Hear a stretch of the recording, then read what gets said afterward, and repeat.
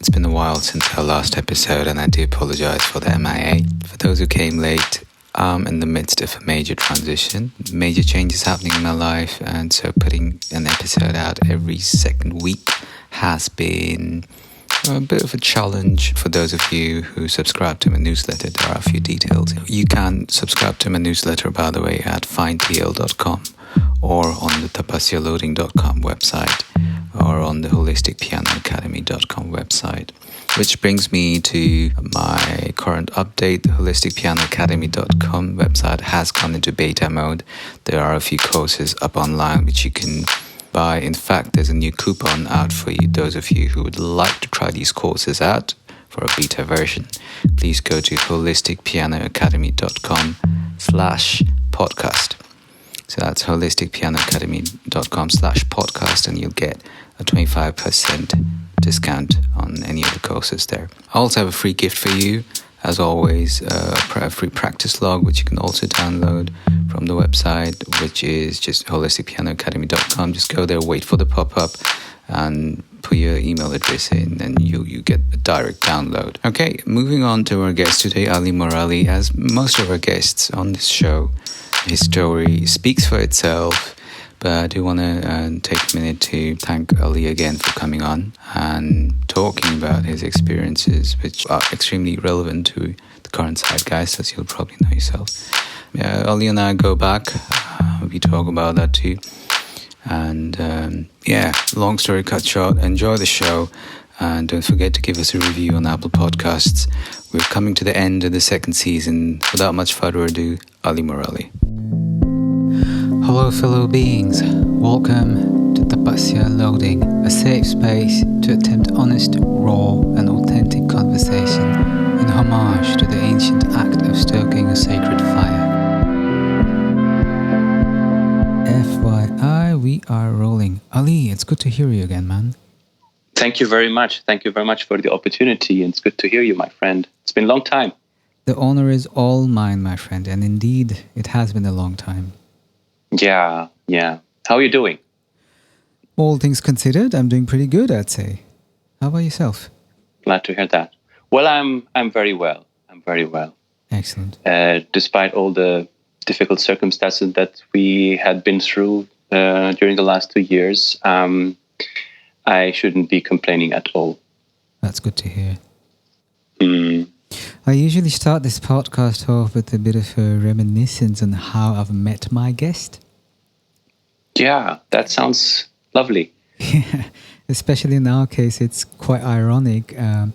I believe we met when a common friend of ours brought you to have a look at my apartment in Mannheim, a city we both used to live in, because I was about to move to Berlin. Yes, right.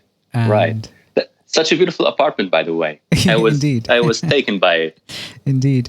I was taken by it for a while too, and I did have a few heartstrings pulled when I left that apartment. I miss it sometimes, I will admit. The irony is now you live in Berlin. Yeah, well, you see, we've been talking about this for long times since we met, actually, about the importance of Berlin and as a destination for artists and musicians. And ever since I truly wanted to come to Berlin. Yeah. But I was hesitant because I wanted to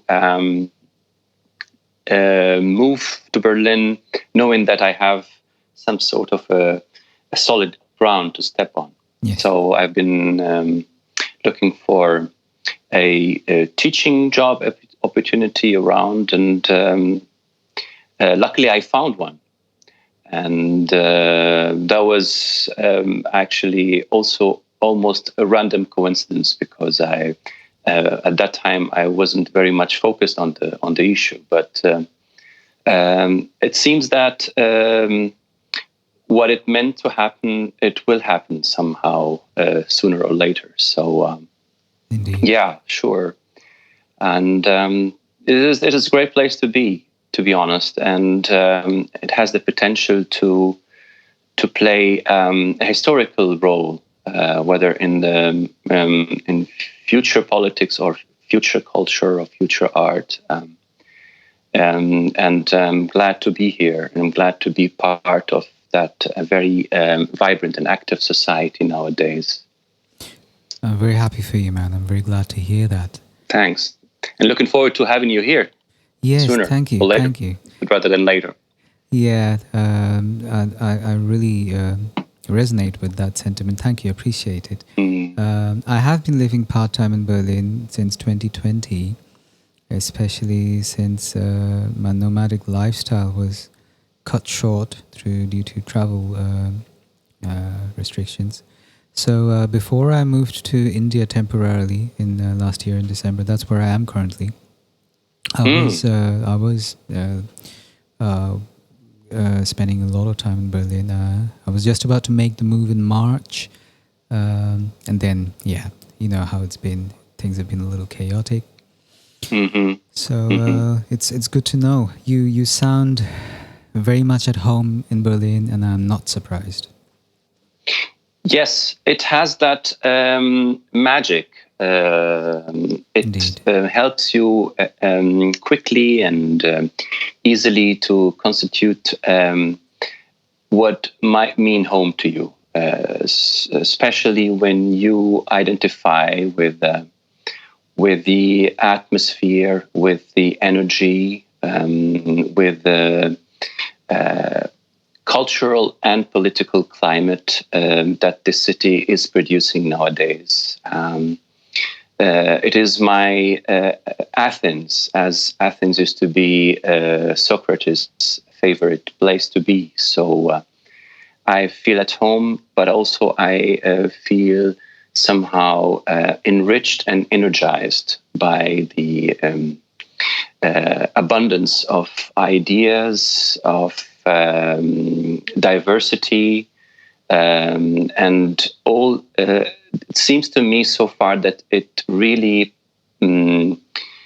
plays a genuine role for Berlin to be in the future a stronghold for all what we are fighting for.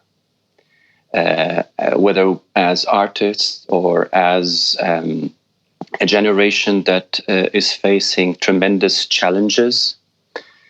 And I hope that this relationship to this city, or with the city, if you want, is going to be even more strong and more significant, and it will somehow materialize into real production and real activeness, if you want, yes.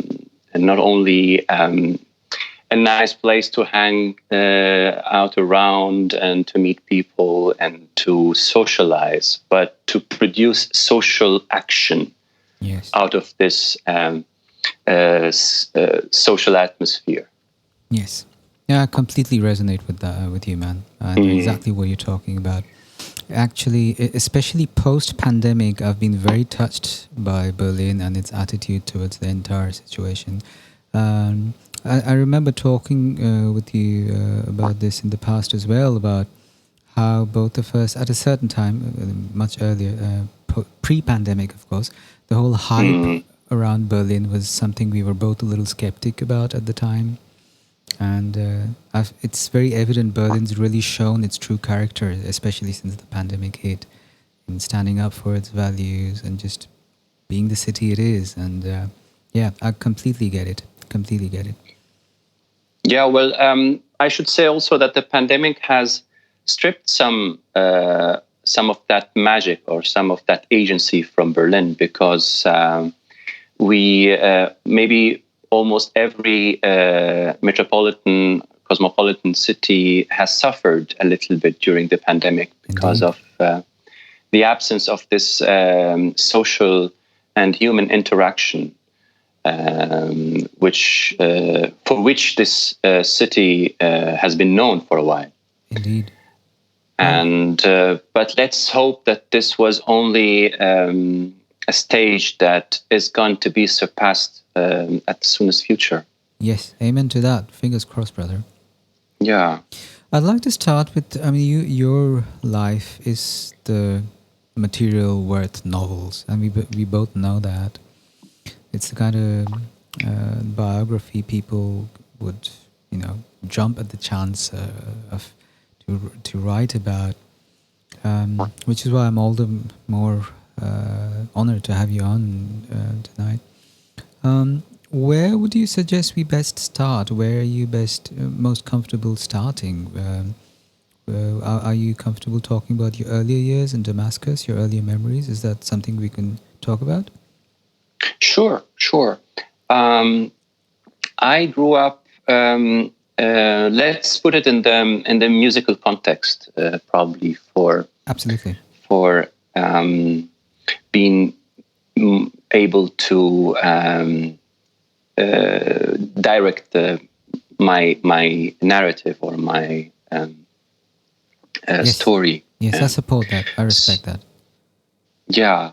So I was born in Damascus to a middle upper class, I would say, that was naturally oriented towards classical music, which, as for someone who is not familiar with post-colonial societies, whether in the Middle East or in the East or anywhere in the world, it is very normal to have middle class, upper class families who have a, let's say, Western orientation as far as culture is concerned.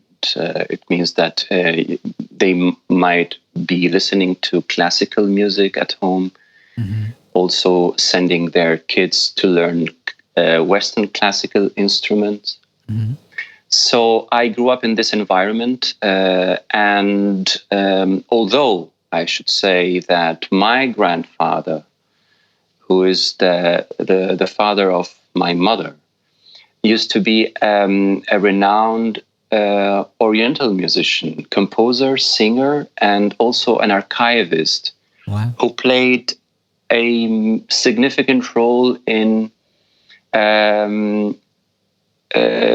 doing this archival effort to conceive and refurnish and reproduce the vocal tradition of the city of Damascus during the 50s and 60s. Wow, so a vocal tradition specific to Damascus, the city, or Syria? To Damascus. Wow. To Damascus, mainly to Damascus as far as I know. And his efforts was translated through several radio broadcasts, very well known during the time, the 50s, the 60s, through which he represented those old songs, rewritten, re-edited, re-orchestrated, and also performed to the Syrian audience. But this grandfather, whose name is Mustafa Hilal, passed away before I was born. So I grew up mainly fascinated with classical music. How'd that I happen? used to listen. And we are referring because to... of that. Sorry, I interrupt you. Just so you know, there's a slight latency on the reception always. So please forgive me if I end up interrupting you every now and then. No worries. It's not on purpose. May I ask you, are we referring to European classical music, or are we referring to... I'm just trying to clarify here, especially for my audience. When you say classical music, could you give us a few names or specifics? Yes, sure. What I mean by classical music is basically Western classical music. Okay. The classical music tradition that has been written between the 1600s until the nowadays 21st century, including contemporary classical music. Right. And back to your question, why I was particularly interested or fascinated with this genre. As I said at the beginning, my family was, since I was born, I had that feeling that the family, and also not only my parents, but also my grandparents and the whole history of the family, had pivoted to the Western classical tradition, whether it was music or thought, philosophy, or literature. And I used to remember, just put it in a more personal context, I used to remember my father, who never was a professional musician. He used to work for Lufthansa, among other airlines. Really? Yeah. But not as a pilot, but as a ground office. If I put it right, like in a bureau. Mm-hmm. So he used to have a little collection on tapes, cassettes, and it was like a collection of the masterworks of classical music, such as symphonies by Beethoven, Mozart. Also, interestingly enough, so many violin concertos. Yeah. So I started listening to those masterpieces at a very early age, even before I was destined to learn the violin. So I remember listening to Tchaikovsky violin concerto, Beethoven violin concerto, Paganini violin concerto, Wow. when I was 7 or 8 years old. So my mother and my father, as a typical upper middle class family, wanted me to have to be able to learn an instrument. So I was sent to the music school in Damascus, which used to be the only music school at the time.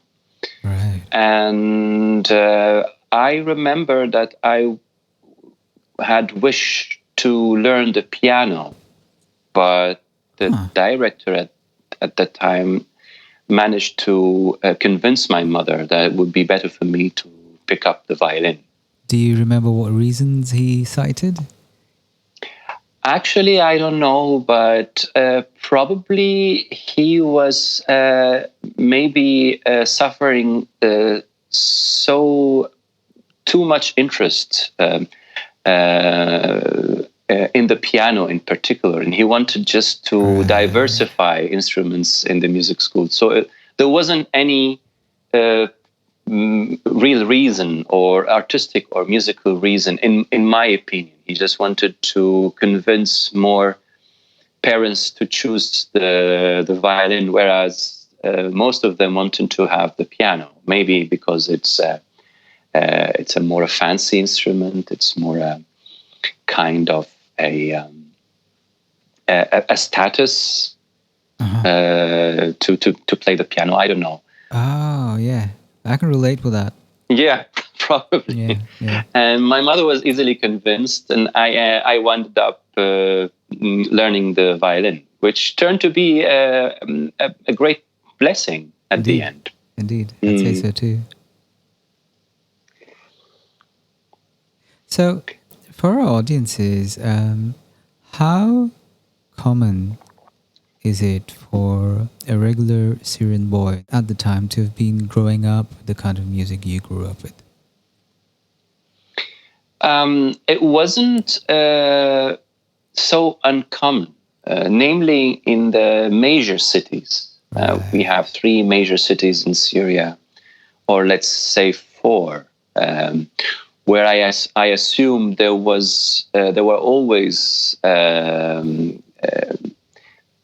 interested mainly middle-class families in music, whether as listeners or as individuals who really wanted to learn to play and even to become professional musicians as well. And those cities are the capital, Damascus, and also Aleppo, which is known for a long, long, long history of affiliation with music in particular. Music and cuisine, by the way, and since the Middle Ages. Nice. And there is also Latakia on the seaside, and Homs, the central, the capital of the central, or the city of the central province in Syria. So in these four major cities, there have been so many families, mainly from the middle class to the upper class, upper middle class, who wanted to send their kids to learn music, whether it was Oriental music, traditional music, or classical Western music. Nice. And the interesting thing from my observation that mainly classical Western music never it was a novelty for the Syrians, unlike the situation in Europe, for instance, where this music was born and developed. Because we didn't have that traditional association with classical music. So it was conceived as or perceived as something novel. So most of the, for instance, younger generation used to be very interested in hearing classical music, in attending classical music concerts. Yeah. And but please go ahead. No, may I, in that same vein of thought, may I request you to take us through some of your experiences, how they were? What was it like back at the time to be studying at these music schools, the one you were in, and eventually the conservatory? You want to take us through that part of your life? Some memories? Yeah, sure. At the beginning, I wasn't so much focused on becoming a professional musician. When I was in my early teens, 13 or 14 years old, I even wanted to quit the violin and start a whole new instrument. I was so much captivated by rock music and the golden age, the 70s, and I wanted to learn the electric guitar. And I wasn't taking music anyway at any level at that time, really as a professional path for the future. The transition started late when I was 16 years old. Right. So that's why I would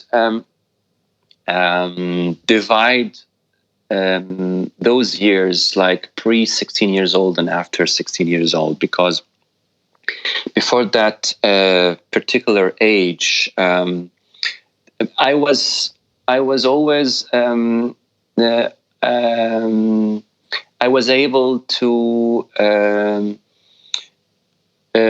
deal naturally with music. I never had any problem learning a piece, for instance, or I never really recall any difficulty playing the violin.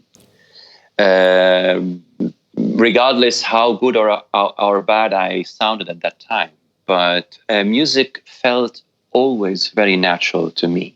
Amazing. But this didn't mean by any way that I really wanted to become a professional musician. But the thing is that since when I became 16 years old and when I was introduced to my lifelong violin teacher and mentor, who was a Russian teacher. And to put this also in context, Syria had a cultural partnership with the Soviet Union at the time, and afterwards with Russia. And we used to import what we called them at the time Russian experts, and they were academically trained musicians, teachers who used to teach in both music school and the Higher Institute of Music, as well as playing in the Syrian Symphony Orchestra. Interesting. Yeah, so the musical education, the Western classical musical education in Syria was formed and established by either Russian teachers or teachers from the ex-Soviet republics. Right. So the pedagogical concepts that were used and the manner in which you were trained during your education was also the Russian school of approach? Very Russian, very Russian. Although my teacher, Yevgeny Loginov, he was a very peculiar kind of a Russian teacher. He wasn't a conventional one. Mm-hmm. Although he was well acquainted and well trained, well educated in the Soviet era, but he had also aspects where he was very open towards different styles, towards different way of understanding music. I never. That's what also made me very much attracted to become a musician, because I always was a very individual in the way I think and the way I perceive the world, as well as the way I want to interpret music. Yes. And my teacher, Yevgeny Loginov, really never interfered or tried to be against the way of my interpretation. Mm-hmm. Rather, he was trying to help me realizing my own musical ideas, if you want. Awesome. So he wasn't fully authoritarian pedagogue. Nice. The way we tend to imagine. Was that something you were aware of at the time itself, or did you realize later on how, privileged, for lack of a better term, that was? That's very intelligent for you from you to ask, actually, because yes, I think this is more of a recollection. Because when I was, especially at the early stage of our relationship, it was a very antagonistic time, to be honest. I was resisting. I was very much all the time trying to. On one side, I believed in his, let's say, technical toolbox, mm-hmm. because he offered me a wonderful technical toolbox. I can imagine. That is resilient, flexible, and has the ability to help you to evolve, not only musically, but also technically. Mm-hmm. That's how I felt at the very early stage.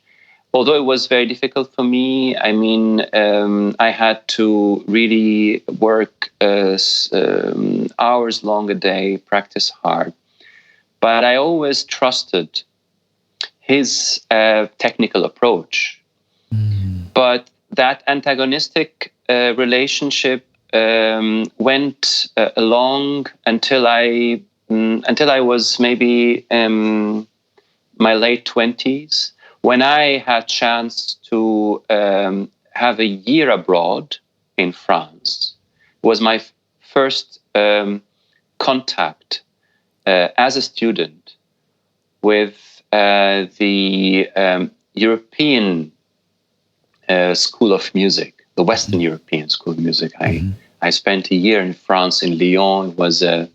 It was a scholarship granted by the French Ministry of Foreign Affairs. And there I realized how wise and how open-minded everything my teacher in Damascus taught me. Beautiful.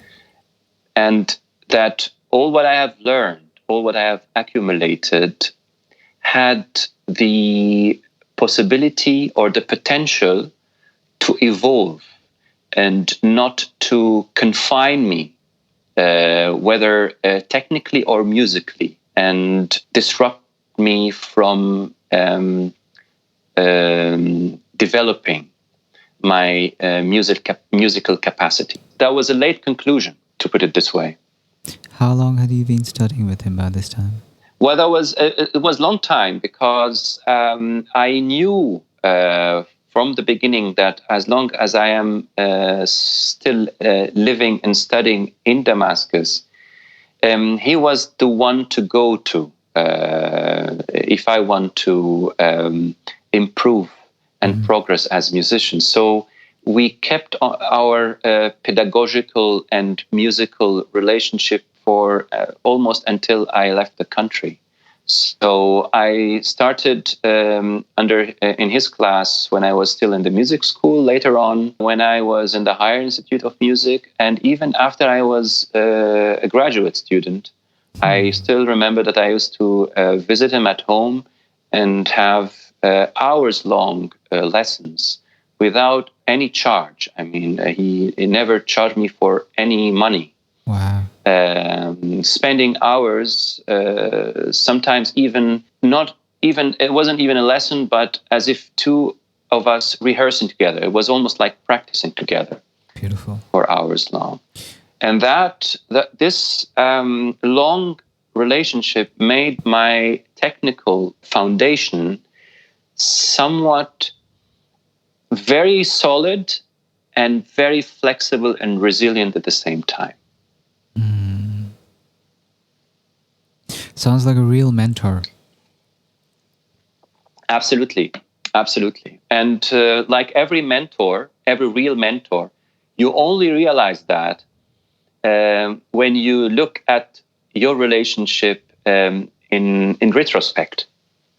So the days that we spent together weren't always sweet and peaceful. We had so many fights. We had so many objections. I was rebelling sometimes. I was not complying sometimes. But maybe that's also a part of the whole creative process, because artists has to evolve as individuals. Indeed. And therefore they have to question, they have to be skeptical, they have to try to subversively relearn and unlearn Indeed. what they are encountering in life. So I think that was, when I look at it now in retrospect, although it was very exhausting for both of us, but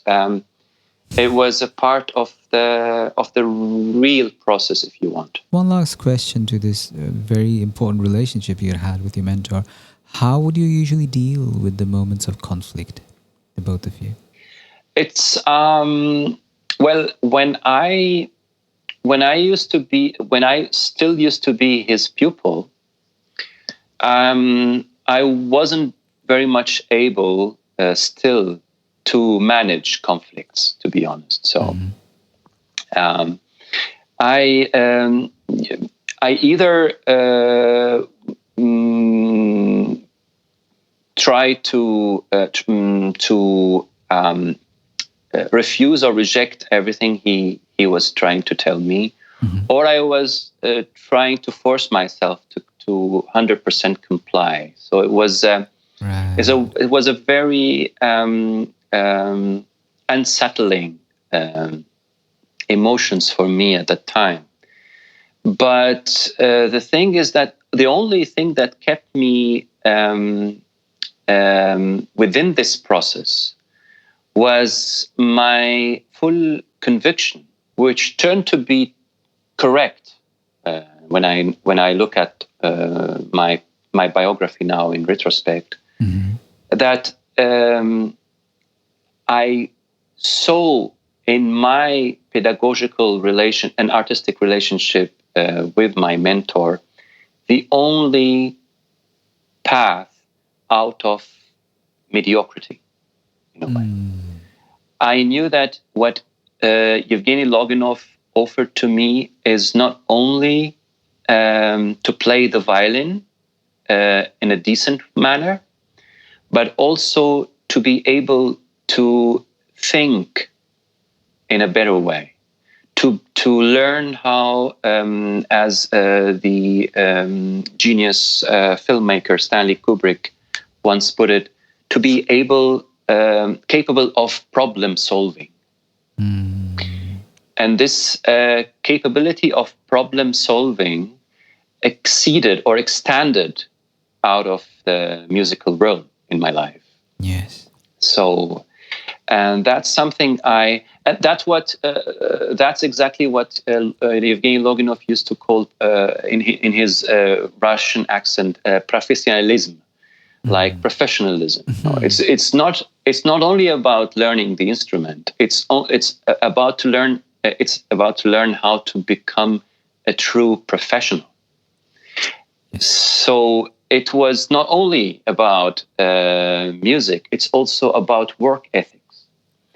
So true. And about personal development. Probably I afterwards I developed my personality not 100% according to his view or to his approach. But the thing is that the early grains of that quest for excellence, quest for personal development, quest for evolving and progress were planted and watered through our relationship in Damascus. Beautiful, man. That's a very inspiring account. I can intimately relate, if I may share. Looking back now, my mentor in college too was a gentleman called Gary Barone. Interestingly enough, I didn't study piano with him. I studied mostly ensemble work and improvisation and arrangement mostly with him, because I never really got along that much with my piano teachers per se. And now, almost over a decade later, I realized that he was my true mentor, because it's like you just said, it's not just about playing an instrument, it's about your entire approach to music, its connection to your personality, your work ethic, your mindset. It's now that after almost 20 years that I realized that was the guy who really mentored me. Right. The rest of the lessons I'd taken, they were just instrumental lessons in technique and theory. But my true mentor at that phase of my life was that guy, because he really taught me how to approach that entire system or ecosystem, and how to be part of it. Where's your role and how do you fulfill it in an authentic manner? So it's good to hear you talk about your mentor. Beautiful. And how long did that relationship lasted? Almost 10 years, because I started off studying with him. I played under his tutelage in the college big band, the smaller one. And after a couple of years, I started working with him. He had me sit in on some of his gigs. And even after I quit college, we had a working band. We'd rehearse once a week. for a while before I eventually left Freiburg and moved to Mannheim. So yeah, a decade, and we kept in touch even afterwards. I remember when I released my first solo album, he was the only teacher from college who got back to me and said, "Hey, this is you need to take this music out there." Even though my first album had nothing to do with the kind of music we'd studied in college. So that's the mark of a true artist, you know. And somehow those mentors also have the the capability of allowing us to break up with them somehow, or transcend. Exactly. They let you go. They don't try and control you. Absolutely. And I'm fully able and capable now to do my personal critique of everything he had told me. I mean, I'm fully able to never take anything that I learned from him for granted, although I appreciate every single piece of information that he told me. It's a fascinating, multifaceted relationship that allows you somehow to break loose and find your own path. Indeed.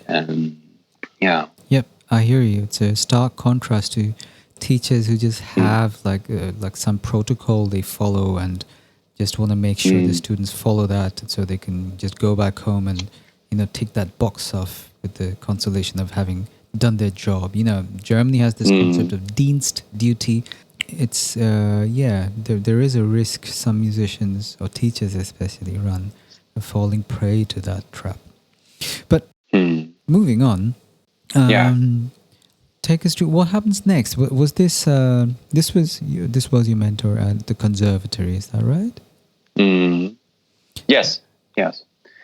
And later on, I was very much active in the musical scene in Damascus. Yes. Probably you can imagine that Damascus or Syria as a country is pretty much a juvenile country as far as classical music is concerned. I mean, the classical music scene is pretty much, I would say, 50, 60 years old by now. And the higher institute of music in Damascus was established in the early 90s. Right. And after a couple of years, the symphony orchestra was founded. So my generation, and maybe one generation before me, are the early professional musicians in the whole history of the country. Amazing. And we used to be a group of not so many people, and we had to do almost all the tasks. You have to play in the symphony orchestra, because otherwise there aren't so many violinists who might take this job, and you have to be the teacher in the music school, and after the Russian teachers were evacuated or left the country in the wake of the civil war, the graduates and sometimes even the students of the higher institute had to become the teacher, had to replace them. So it's very much unlike the market scene in the West, where there are so many musicians and so few vacancies.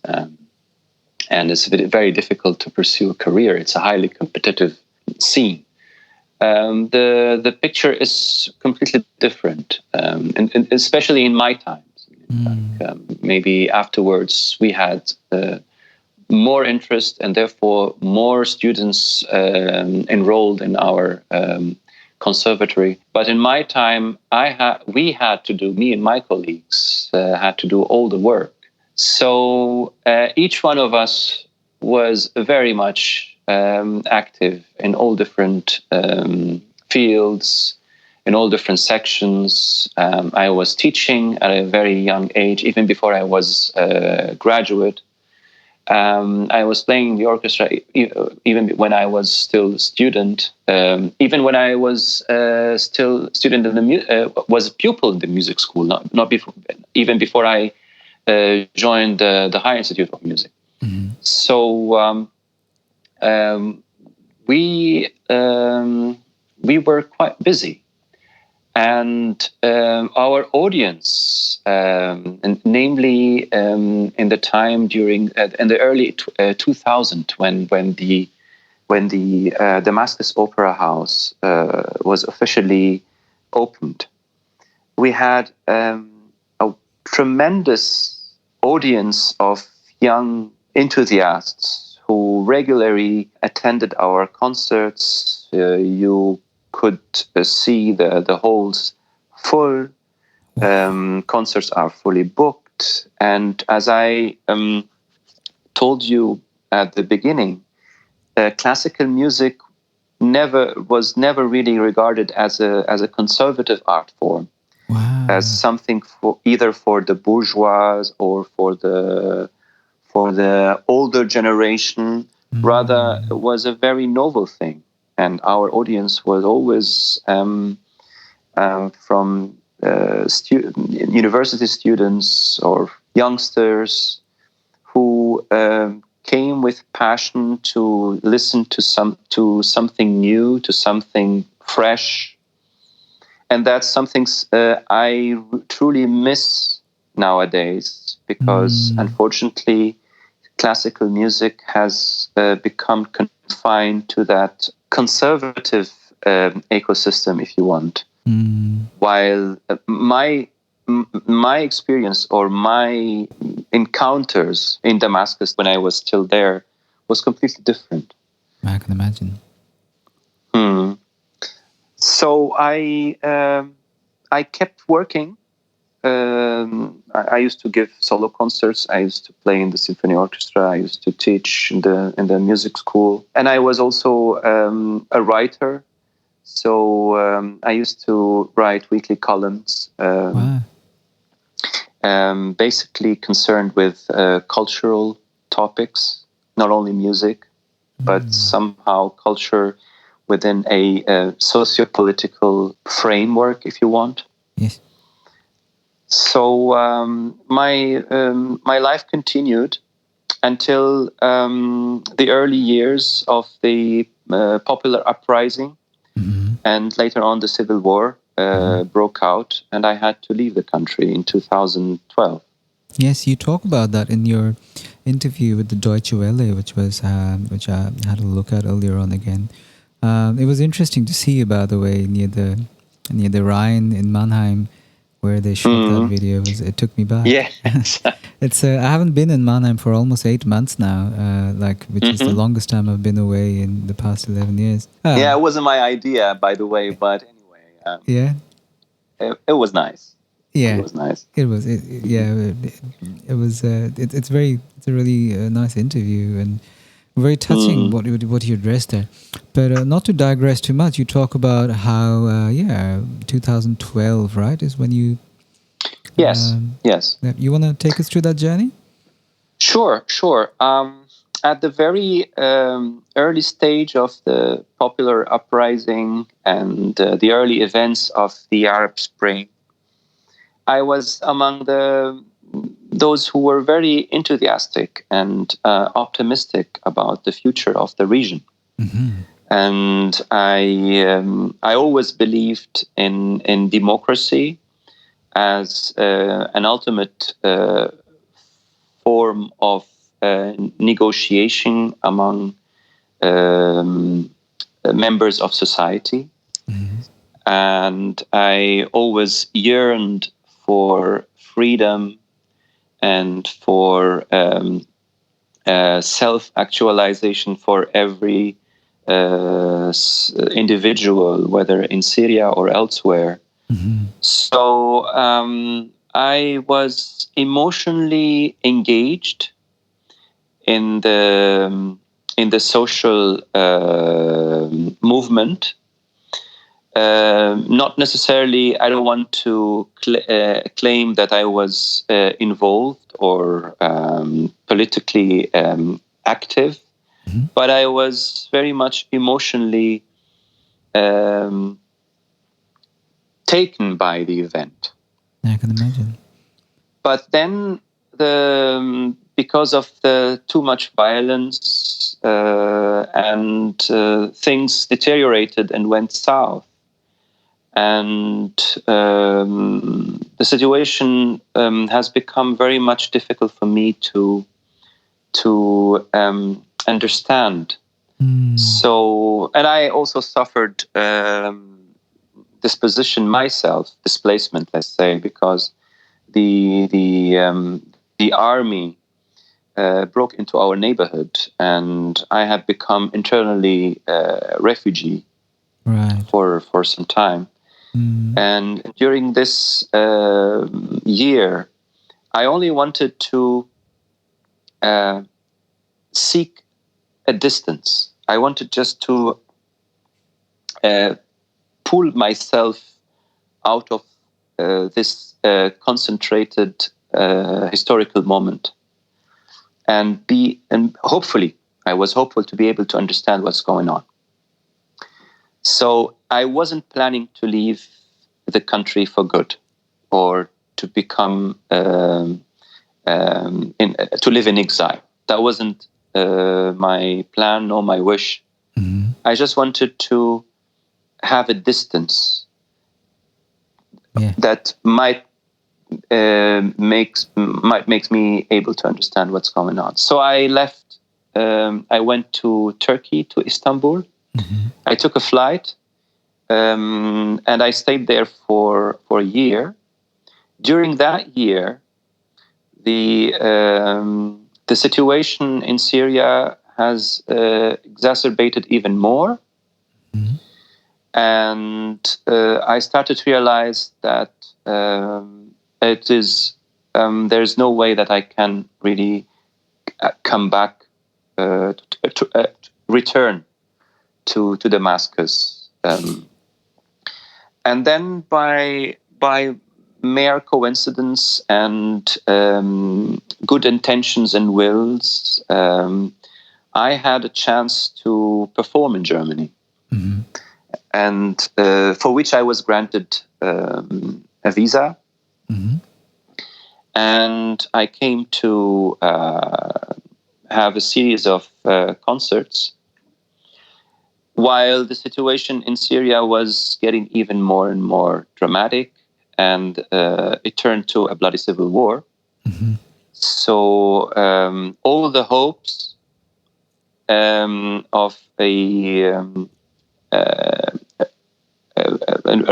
near return, or the hopes of coming back to join my family and my friends, was evaporating very quickly. Do you remember how you felt at the time, at that first point of realization, the point when you realized, oh, I can't go back right now? Do you remember how it made you feel? Well, when you are under such enormous pressure, you focus mainly on your survival mode somehow is switched on. So you tend not to reflect so much about what's happening, but rather trying to secure your life conditions as quickly as possible. I hear you. Take into account that when I left Damascus, I wasn't that young anymore. I was in my early 30s.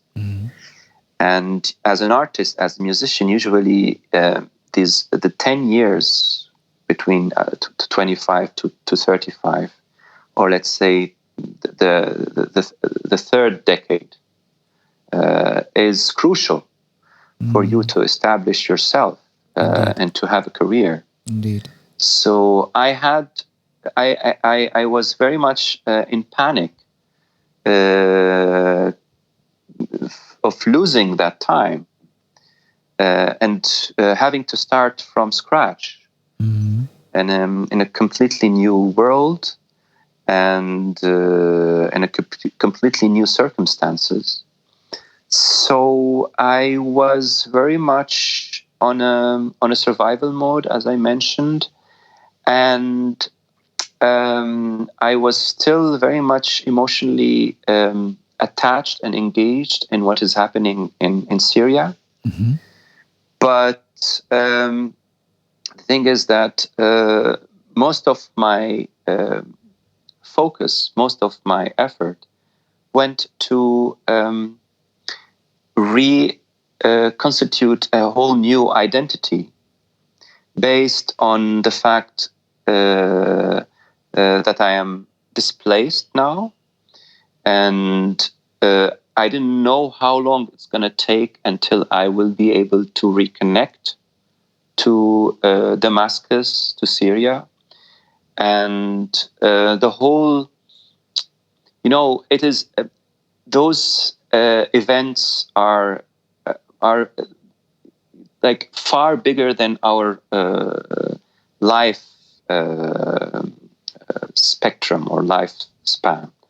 So you tend to feel yourself. I'm like as if you're a dust in the whole historical event, and you tend to focus on getting on with your life.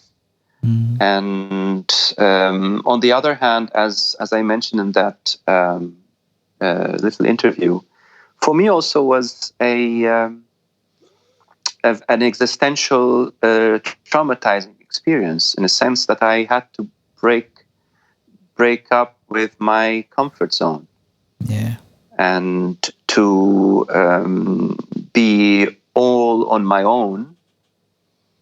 And that required that I have to work on my personal development, and probably also to become more resilient as a human being, regardless to the whether the situation will come back to normal at any time soon. So it is a more of an existential, personal struggle that took its toll on me. I mean, forgive me if I'm encroaching boundaries, but I mean, being in your 30s, the general trajectory of a musician and artist you refer to, your 30s are like one of the most important parts of your career, where you really need to get your shit together. That in itself is so much to handle. Then being in the midst of that, additionally, what were your tools to cope? The tools were they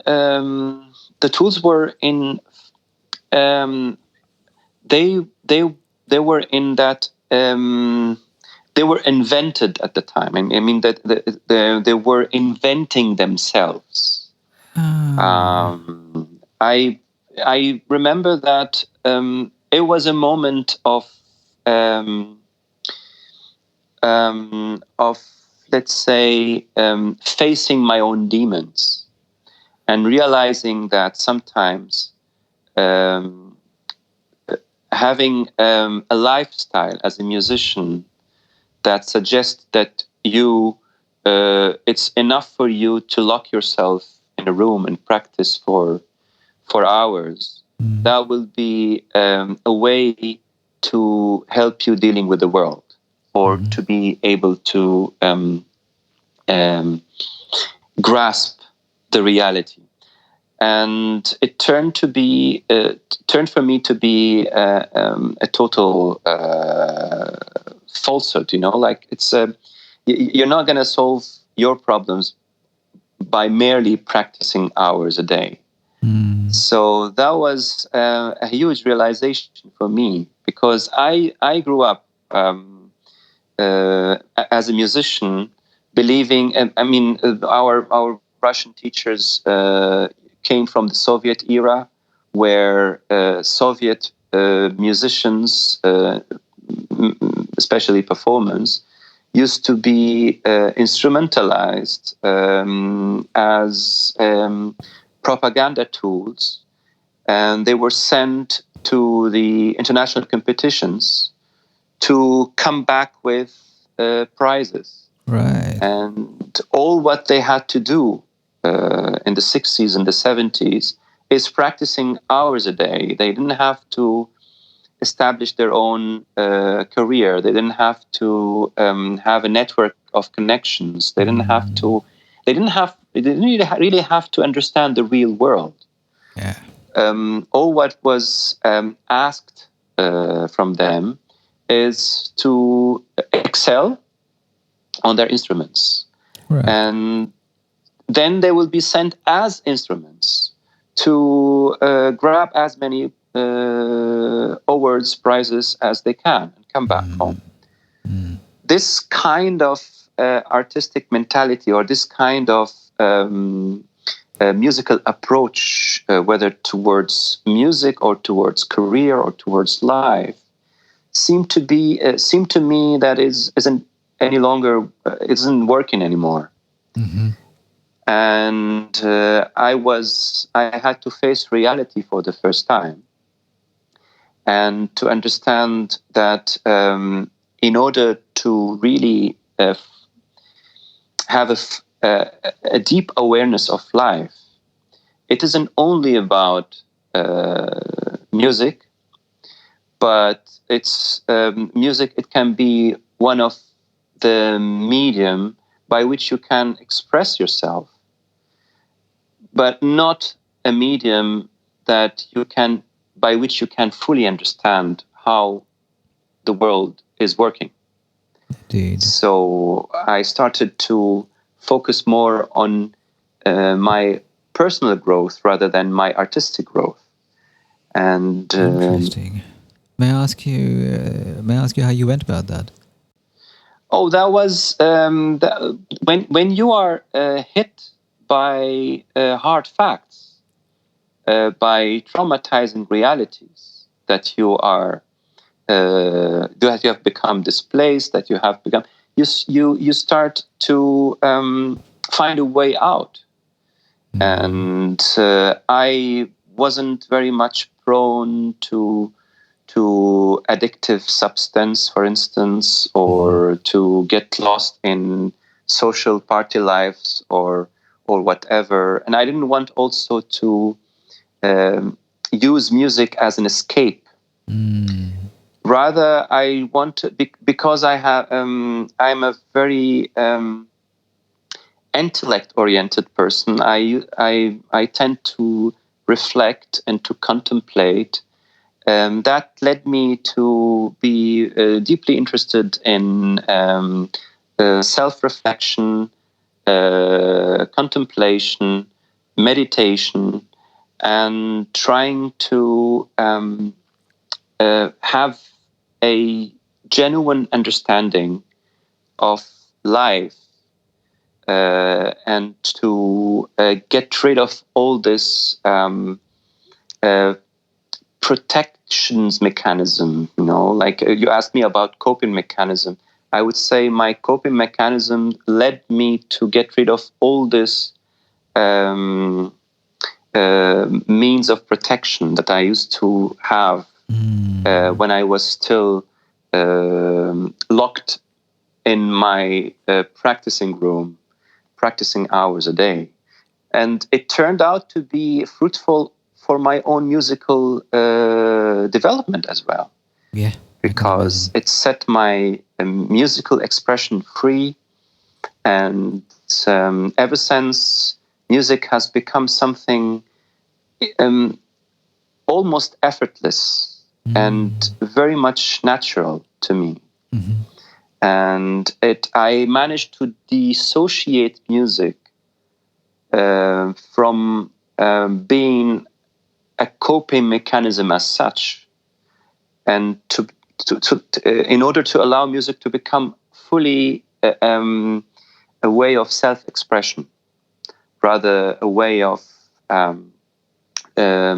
combating your own fears and your own demons, and it has liberated music somehow in me. So approach that art from a space of love rather than fear.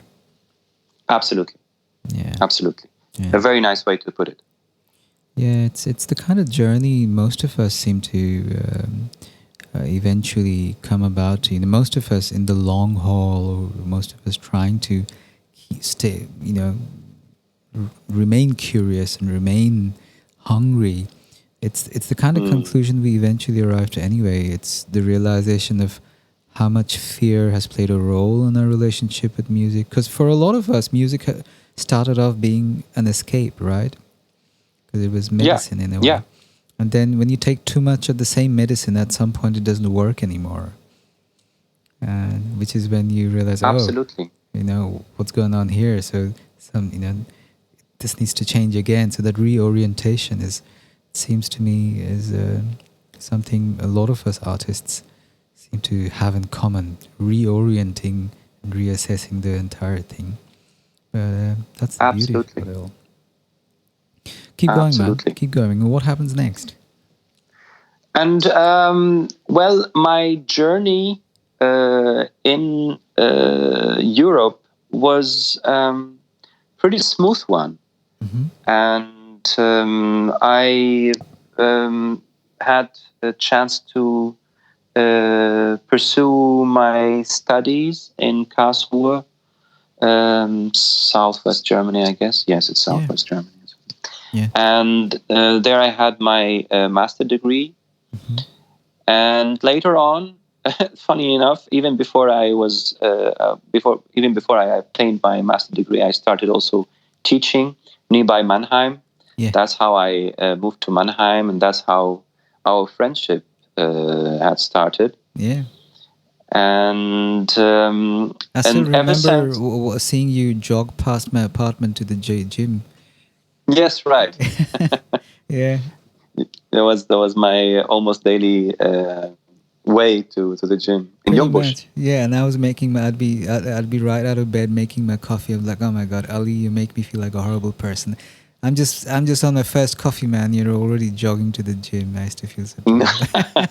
And that Jungbusch neighborhood has become pretty much hype in Mannheim. Oh yeah, as far as I mean, at this point, it's basically the new Kreuzberg, So wow, pretty much, yeah. I mean, for Mannheim standards, of course, lovely, way smaller.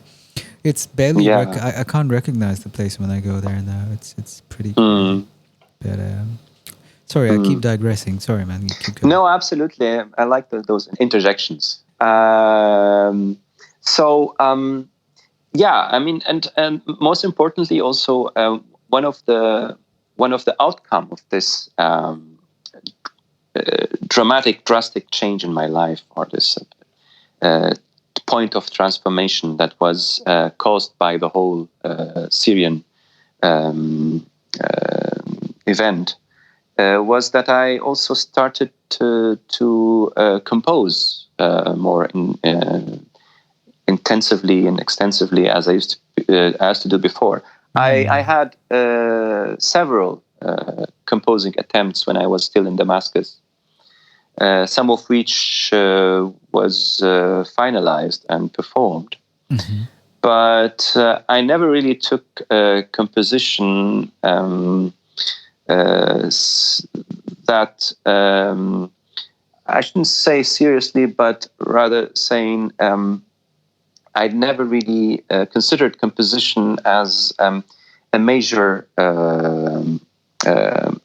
preoccupation in my life before I moved to Germany.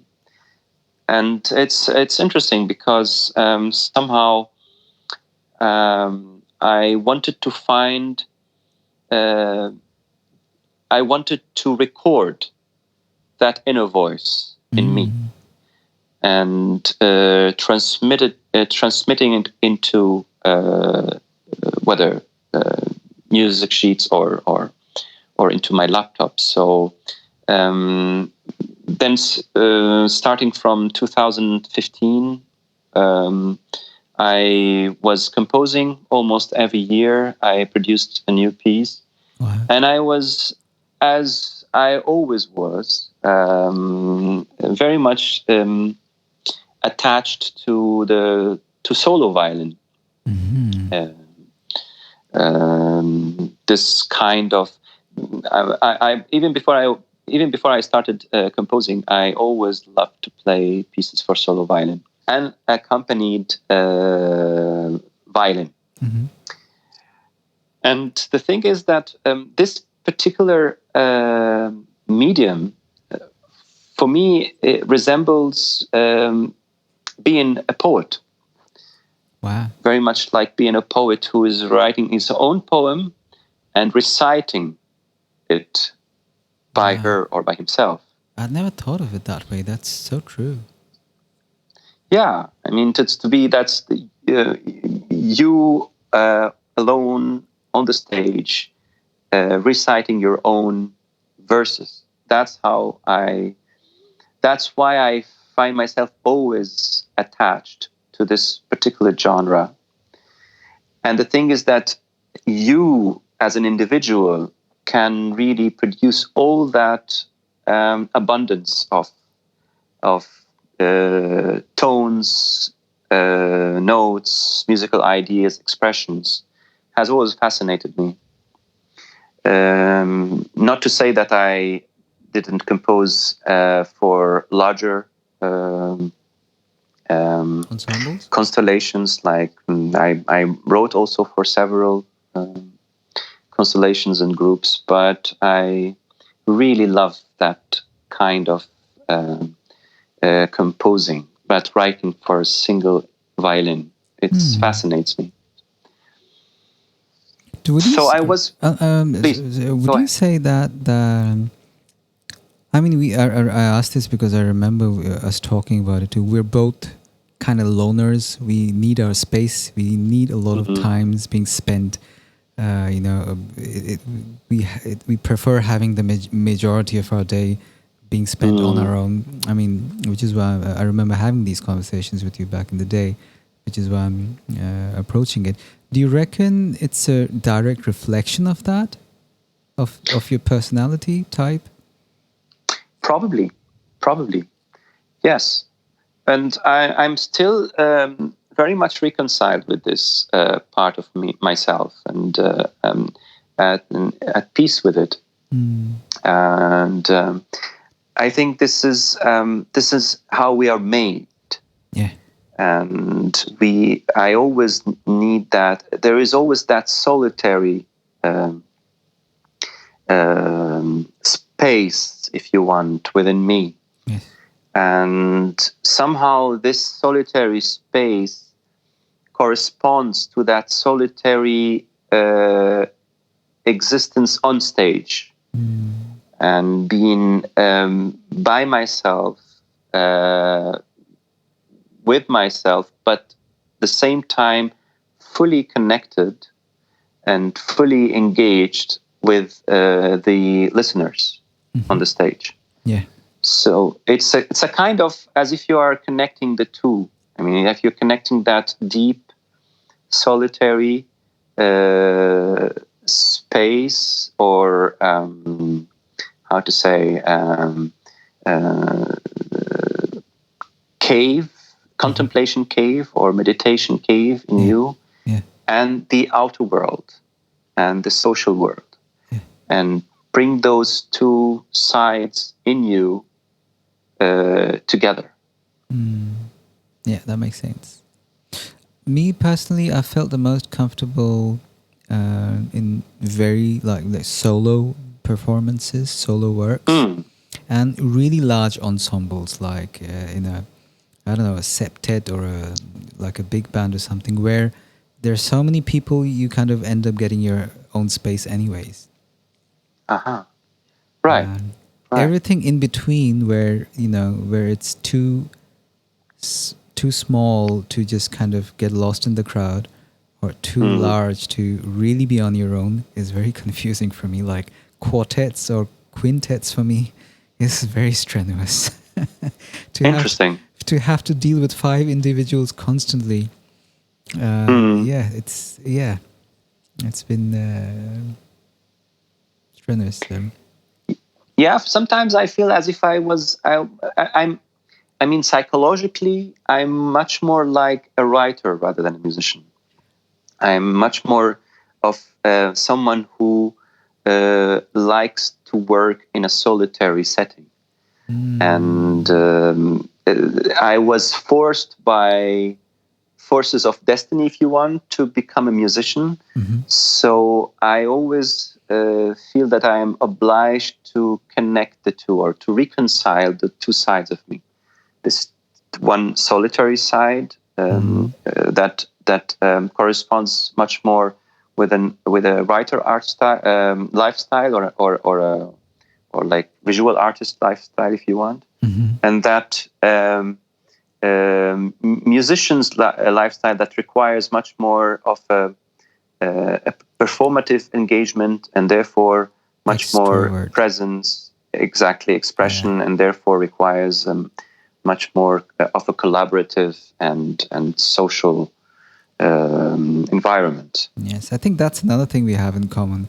I'm a writer too. I'm actually currently running a freelance writing business at the moment. Yeah, it's since I gave up my tenure since this month. That's been my primary source of income. I mean, freelance writing as a business is an entirely different beast. It's not always art. It's a very different kind of skill.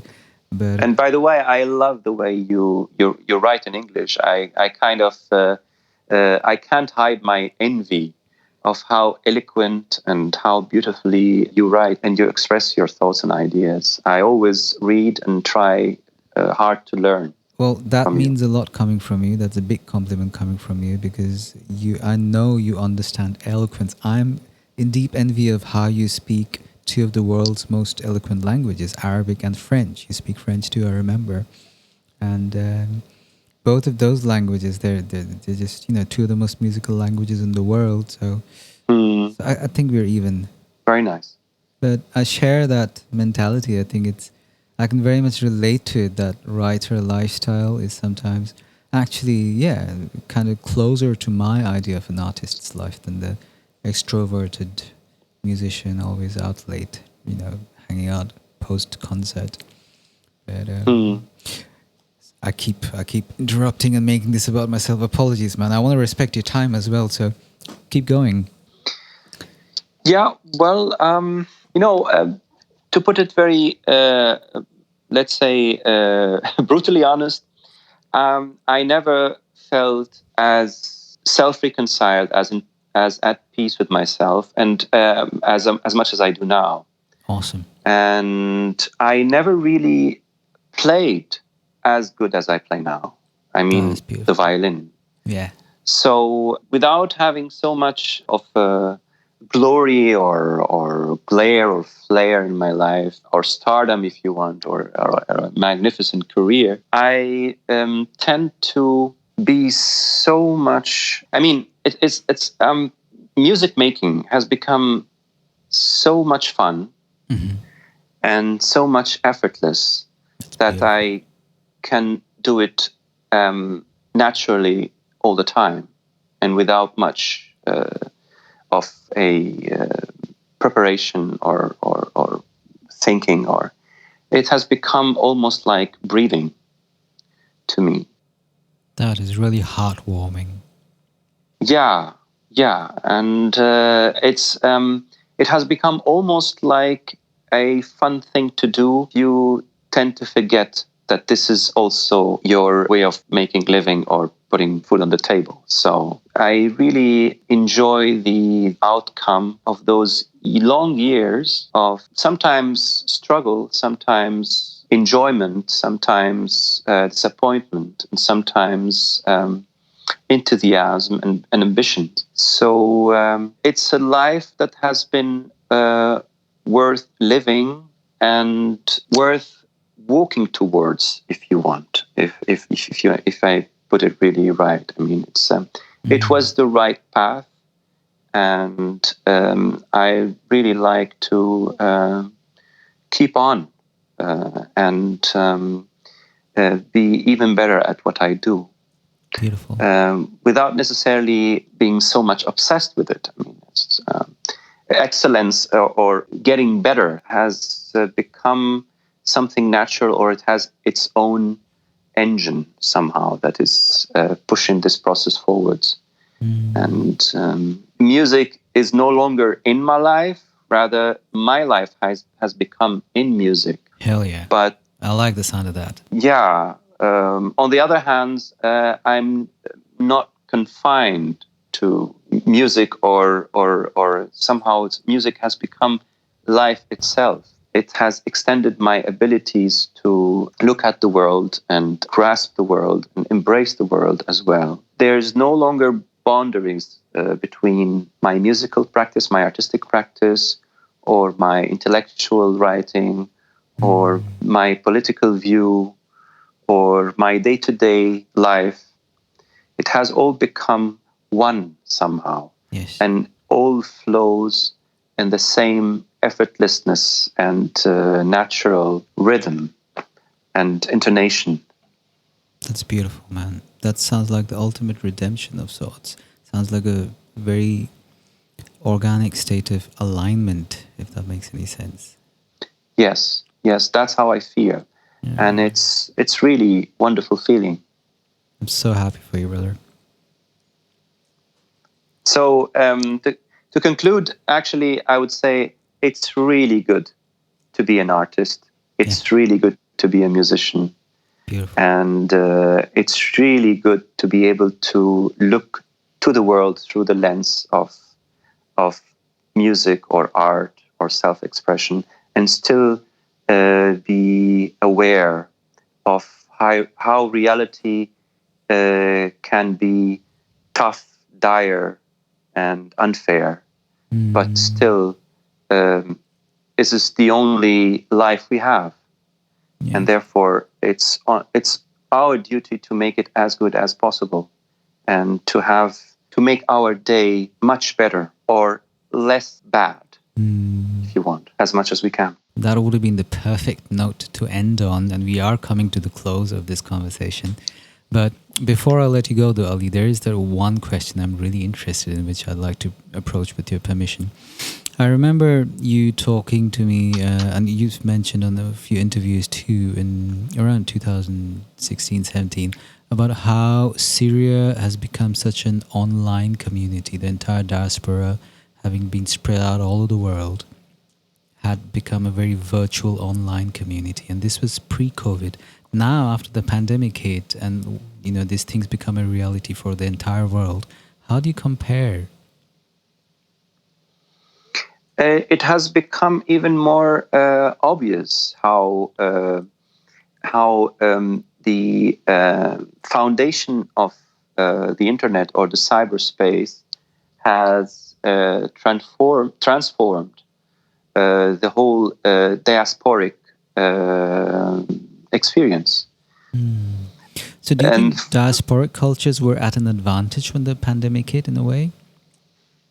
Somehow, its diasporic experience has become more of a common phenomena, if you want, because we all now tend to be, during the years of pandemic, we each one of us, whether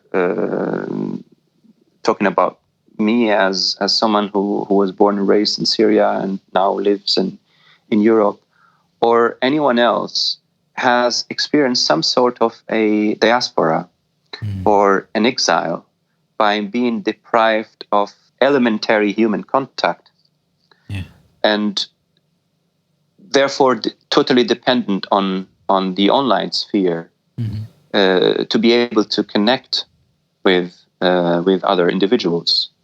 So it's somehow the COVID pandemic has confirmed how online sphere transformed not only diaspora but every human experience has become shaped by cyberspace.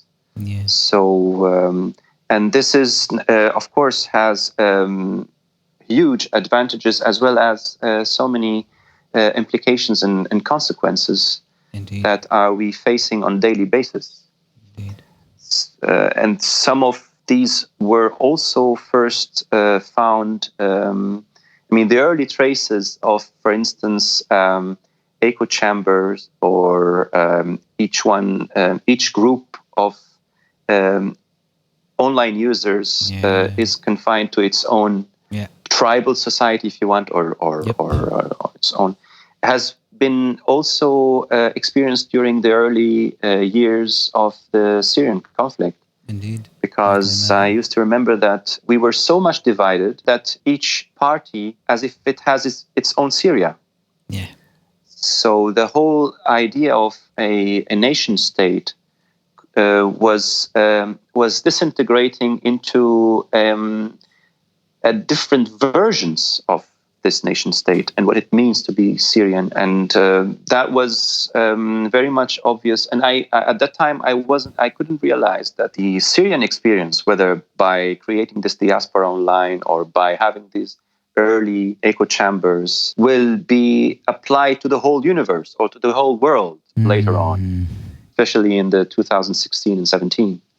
Wow. So as if Syria was somehow a early experiment for so many, let's say, underlying conditions of the postmodern society.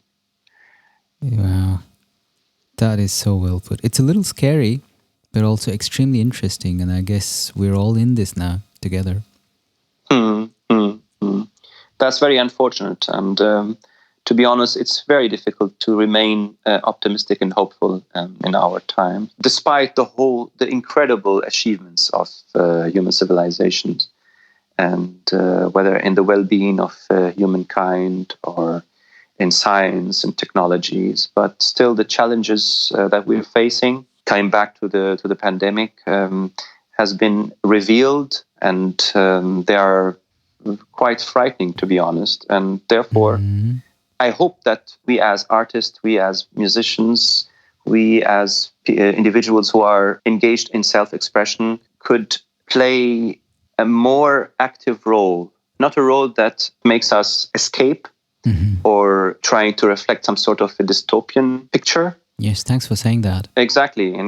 But rather trying to focus our efforts on some sort of a collective action. Yes. Completely agree with you. I hope. I would like to remain hopeful that this will be the case. Yes, amen to that, brother. Thank you for saying that. Appreciate it. Where's the best way to find you online and the best way to support your work, Ali? Well, I have my own channel on YouTube, as well as my Facebook account, which I keep for posting my music and my new pieces and new events. So I tend to remain economic as far as social media are concerned. Very intelligent. In order to maintain my mental health. Yeah, right there with you, brother. keep my ego in check. Yeah. So those are the two platforms that I currently use. Excellent. Just FYI, we'll have all links to your channels on the episode notes for my listeners as well. I have one last question before we taper off. Please. The name of this show has its roots in the Sanskrit word called tapasya. Loosely translated, a sacred fire wherein you burn away things you want to burn away. So if you were in front of a sacred fire today, what would you want to burn away? I want to burn away all my fears. Yeah. If I can. Sounds about right. Yes. Thank you for answering that. Oh, I appreciate it. It's been great talking to you, like always been before.